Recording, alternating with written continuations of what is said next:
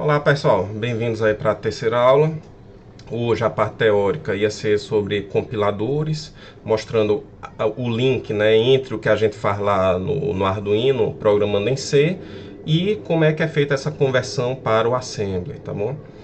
E também a gente ia ver sobre periféricos, os diversos periféricos que podem ter um microcontrolador. Mas como eu preciso logo usar a comunicação serial para dar mais possibilidades às nossas práticas, eu preferi adiantar essa parte e depois eu falo sobre essas outras teorias, tá? Já tem muitos vídeos na internet sobre comunicação serial, de modo que eu não vou repetir o que o pessoal já falou. Eu não ia acrescentar nada de muito novo. Eu vou recomendar aqui esse vídeo do professor Bairros, mas tem muitos na internet, tá? Porque o professor Bairros é mais didático, é mais bobinho, é mais simplesinho, né? E é isso. Em seguida, aí quem ainda não assistiu, né? Porque eu vou botar o link por fora, então quem já clicou no link já assistiu, continua aqui no vídeo e termina de ver esse vídeo. E quem ainda não assistiu, fecha esse vídeo agora, vai assistir esse do professor Bairros e depois você volta aqui para continuar, né? Que aí você precisa entender mais um pouquinho sobre o que é comunicação serial antes de usar a comunicação serial, tá bom? É isso. Então vou dar uma pausa e vocês assistem o vídeo, depois vocês voltam. Tchau, tchau. Antes de começar com o assunto da aula de hoje, né, da parte de programação, vamos ver a resolução do exercício deixado na última aula, né? Eram dois sensores de inclinação, deixa eu iniciar aqui a simulação. Eita, é porque eu deixei aqui para preencher junto com vocês. Deixa eu botar aqui o número 1 só para não dar erro, ou seja, if true, ele vai ficar travado aqui no Acend LED. Mas só para não dar erro. Deixa eu tirar isso daqui. Então, eu botei aqui um multímetro para a gente relembrar como funciona. Com resistor de pull-up, significa que tem um resistor daqui ligado deste terminal para o VCC, internamente aqui ao microcontrolador, de modo que se essa chave aqui, que é um sensor, se essa chave estiver aberta, a tensão que chega aqui nesse ponto vai ser VCC, né, que vai vir pelo resistor de pull-up. Se essa chave estiver fechada, a corrente passa por aqui e vai para o terra, né? Então a tensão aqui fica 0 volts, ou seja, chave fechada 0 volts, chave aberta VCC, tá bom?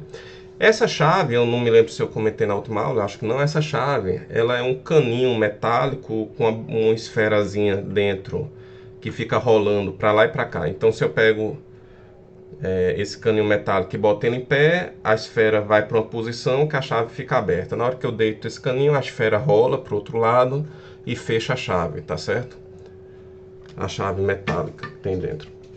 Lá eu tenho desse, durante a aula, se alguém tiver interesse, eu posso mostrar e balançando ela próximo ao ouvido, dá para ver a bolinha indo para um lado e para o outro.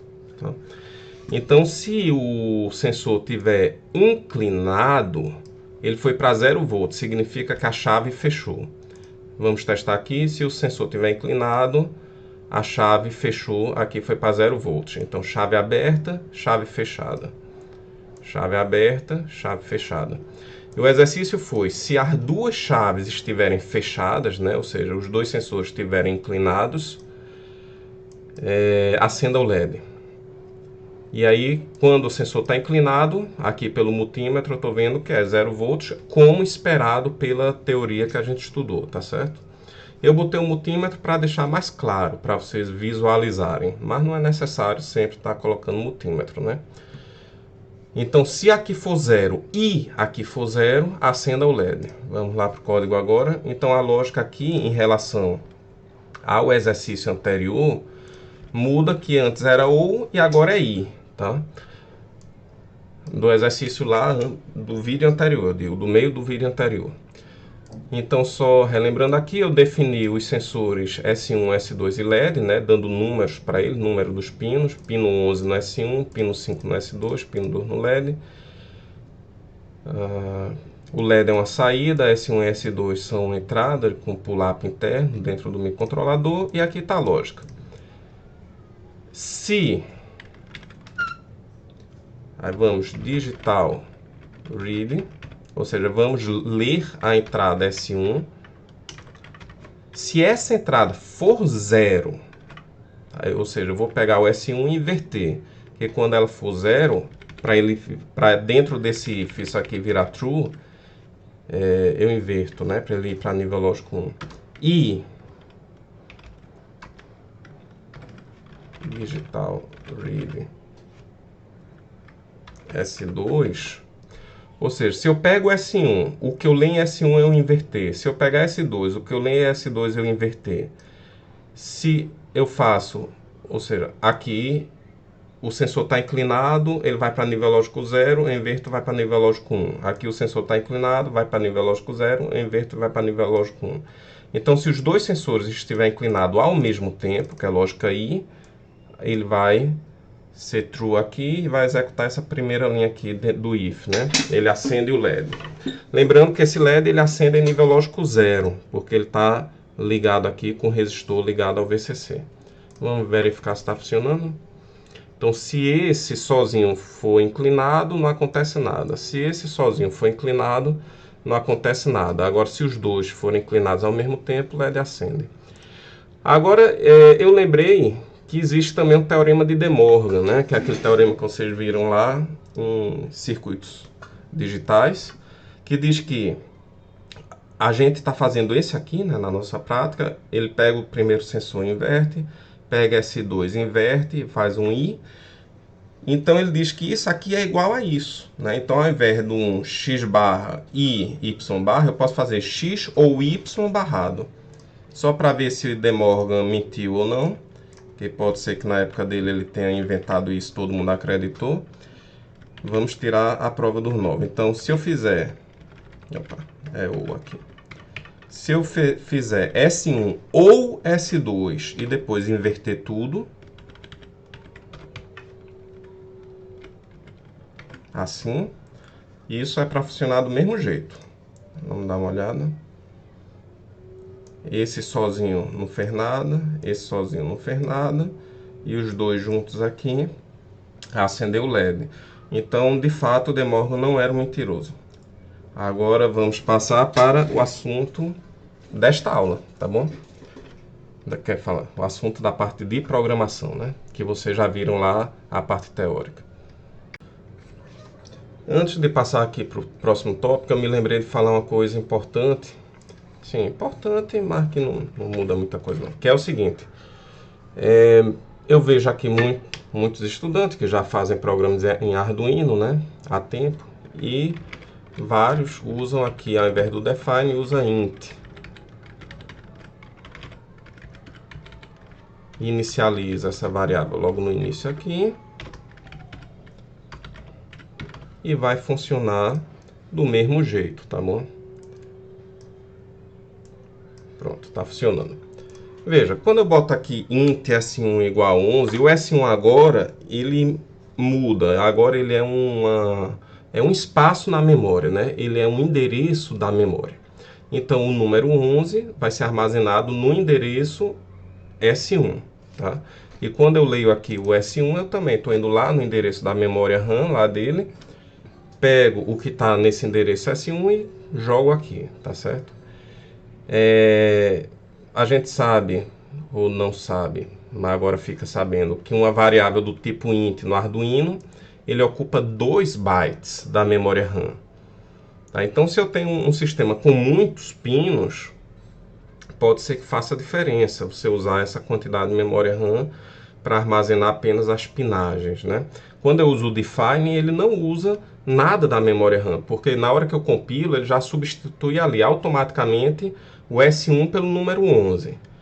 Né? Agora, se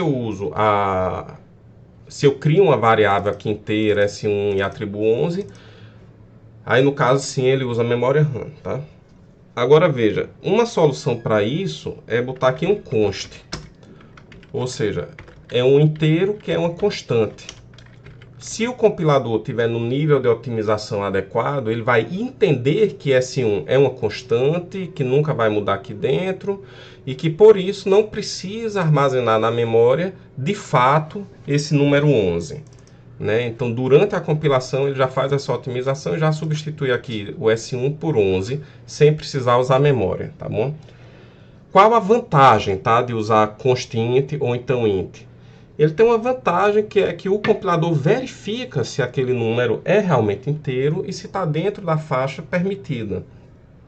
Ou seja, reduz a probabilidade de você, como programador, dar um erro, né, errar ali em alguma coisa e passar batido, né? Porque aí o compilador agora ele vai verificar se S1 é de fato um número inteiro, tá certo? Mas pelo que eu sei, eu também não fui muito a fundo nisso, é só isso também, a vantagem de usar o constint em relação ao define. É só essa verificação que o compilador vai fazer, tá bom? Se tem algum problema. Agora tem que ser um problema muito descarado, assim, muito sério, para o compilador identificar, porque, por exemplo, se eu botar aqui 11.5, né, aí vai dar erro aqui na compilação. Deveria dar, viu? Não deu, porque esse simulador aqui, o Tinkercad, ele é meio assim, né? Mas era para ter dado erro aqui, tá? Eu estou tentando jogar um ponto flutuante dentro do inteiro. Ok, pessoal? Então, vamos continuar agora com o assunto da aula, finalmente. A da parte de programação. Voltando aqui para a porta serial, vocês devem ter visto lá na teoria. Eu não estou gravando esses vídeos na ordem, tá? Então pode ficar alguma coisa estranha de vez em quando. Bom, então vocês já viram como funciona a comunicação serial. No Arduino Uno nós temos uma porta serial. No Arduino Mega nós temos 4. Por isso que eu uso ele em alguns projetos, que aí eu posso me comunicar ao mesmo tempo com o computador, com Bluetooth, com o equipamento lá que é o Datalogger e com outro equipamento que é o SIM900, que conecta... É um modem que se conecta à internet, né, via celular. Enfim, e aqui mostra aqui outros modelos, tá? Aqui embaixo, aqui ele faz uma ressalva, tá bom? Para não conectar os pinos do Arduino diretamente no computador, né? Porque a porta serial RS232 lá do computador, os níveis de tensões não são compatíveis com o Arduino. A gente tem que usar um conversor de tensão, né? A gente usava muito antigamente, hoje em dia é mais difícil da gente montar isso em protoboard. Mas tem um CI chamado MAX232, ainda existe, né? Não acabou não, que faz esse trabalho pra gente, tá certo? Deixa eu pegar aqui o datasheet dele. Só a imagem aqui tá bom. Então, esse é o MAX232, você botava o CI com alguns capacitores aqui externos e alimentava ele com 5 volts. Tinha entrada aqui TTL ou CMOS, que vinha lá do microcontrolador, e a saída vinha para níveis de tensões adequados para comunicação com o computador, que é a interface RS232, que é uma tensão mais alta em geral, tá? Então, o TX e aqui são os RX. Veja que ele tem 2 TX e 2 RX, que você poderia ligar no microcontrolador, ou seja, dava para 2 canais, né? 2 portas seriais inteiras, tá bom? E esse aí era muito usado, muito usado, tá bom? Atualmente existe ainda essa questão de conversão, mas faz tempo que eu não faço isso, de pegar um CI desse e montar no protoboard, né? Geralmente já vem lá dentro da plaquinha de desenvolvimento, ou então hoje em dia vai muito pela USB, né? Pela interface USB, como é feito no Arduino. Bom, então vamos lá. Quais são as funções, né, que tem aqui na biblioteca para trabalhar com serial, tá? Tem o comando available, é melhor ir na ordem que a gente vai usar, né? Então primeiro você vai usar o serial begin, que é para inicializar a porta serial, né? Então vamos dizer aqui, por exemplo, deixa eu dar um zoom aqui, que eu acho que está pequeno para vocês verem, né? Aqui, esse deve ser um Arduino Mega, exato, um Arduino Mega, porque ele tem 4 portas seriais. Então ele está dizendo que a primeira porta serial, ele vai ter um baud rate, né, que vocês devem ter visto na teoria, de 9.600 bits por segundo. a outra porta serial 38.400, a outra 19.200, a outra 4.800, tá bom? Então são 4 portas seriais, cada porta funcionando a um baud rate, né, uma taxa aí de transferência diferente. E aí ele está dando o print, aqui é outro comando já da serial, que vocês estão vendo agora como funciona. É o print ln, como a gente viu lá em PO, só que eu tenho que botar aqui o serial ponto para indicar qual é a porta serial que eu estou usando. Serial ponto, print ln, e aí ele vai enviar essa string, caractere por caractere, serialmente pela porta serial, né? Pronto. Nesse caso aqui, o loop está vazio, significa que ele vai apenas mandar esse hello world para os 4 dispositivos serial e depois vai ficar aqui travado, né? Eternamente travado, que não tem nada aqui dentro do loop, tá? Vamos dar outra olhada. Então, serial begin, a gente já viu como funciona. Vamos dar uma olhada agora no println, só para a gente ver se tem alguma coisa aqui diferente do que a gente já viu lá. Não, a única coisa que ele bota aqui de exemplo é que você pode imprimir também em outras codificações, né? Por exemplo, se eu apenas botar aqui um valor, ele vai ser codificado em ASCII, que é aquela tabela que relaciona valores com caracteres.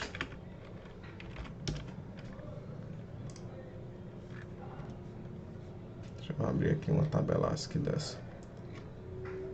Quero uma mais simples, uma só com 128 aqui. Aqui. Não, esse daqui não. Essa é a parte estendida. Quero o mais básico aqui. Ixi, como tá ruim de achar. Tá, esse daqui. Vamos lá. Pronto. Então, se eu boto lá no println o valor 75 em decimal, ele vai imprimir um K, tá bom? Na tela. Ele faz essa conversão aqui. Essa é a tabela ASCII. Agora, se eu não quiser imprimir um K, eu posso botar vírgula desce e ele vai imprimir, ao invés de um K, vai imprimir o número 75, tá bom? E aí vai, também posso imprimir o mesmo número em hexadecimal, em octal, em binário, tá? E é isso. Então, println não tem muita novidade. Deixa eu ver se a gente vai precisar de mais algum comando nesse primeiro momento. Por enquanto não, vamos apenas abrir a serial e mandar um caractere, tá certo? Eu vou mandar aqui o estado para saber se está low ou high. Então vou botar aqui primeiro serial.begin. Acho que o S serial é maiúsculo, né? Deixa eu só conferir aqui. Essa coisa eu não decoro não, claro que é maiúsculo. 9600 é o padrão, tá? Mais usado, 9600 bits por segundo. E como o Arduino Uno só tem uma porta serial, então não precisa botar nada, é apenas serial. Não é serial 1, nem 2, nem 3, é apenas serial. E aqui eu vou dar um print, tá certo? Serial.print ln e vou mandar imprimir o estado que ele tá, se está em 0 ou se está em 1. Tá.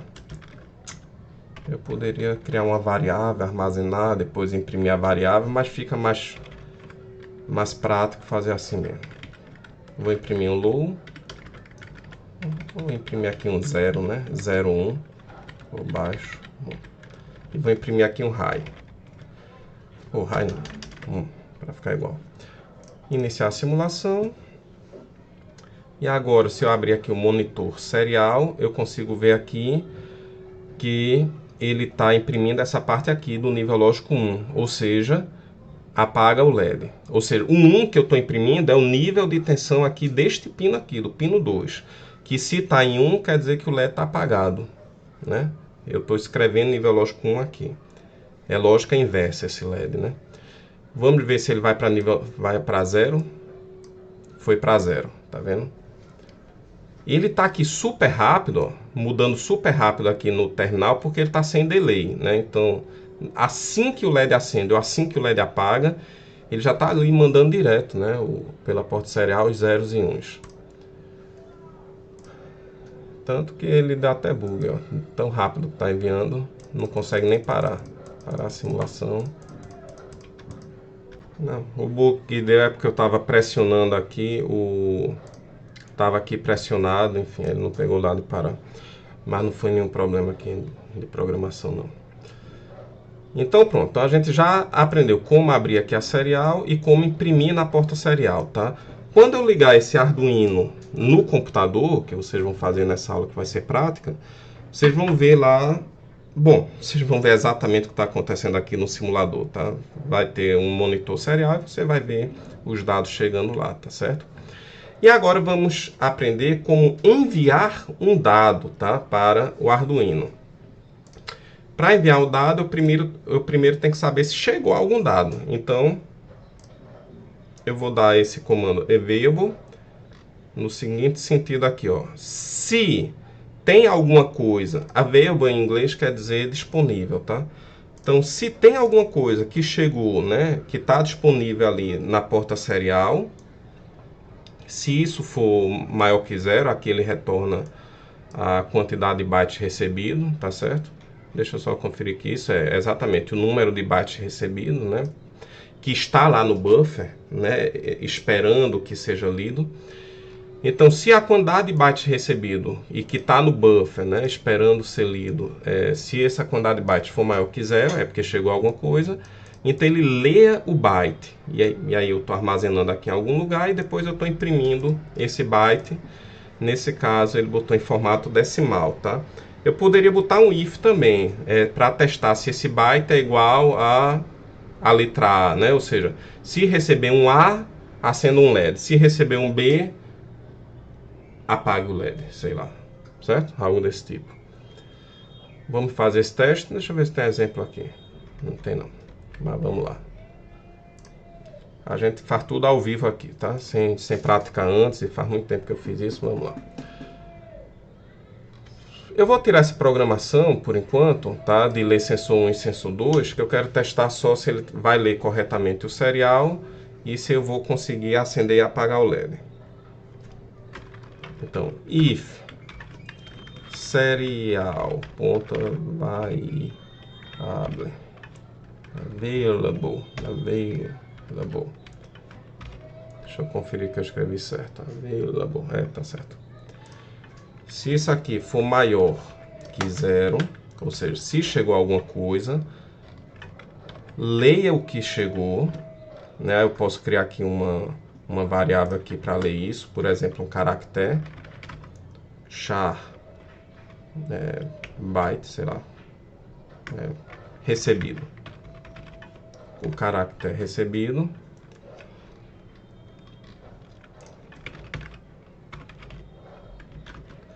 E aí, qual é o comando que faz para ler, né, o byte que chegou? É o serial.read, tá bom?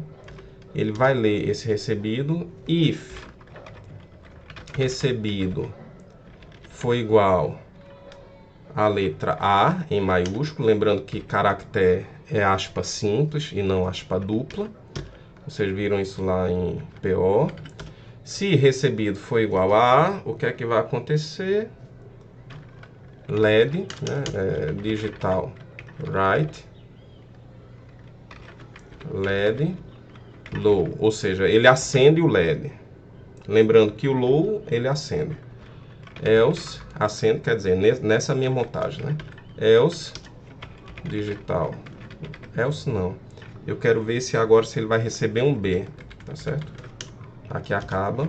If recebido for igual a B,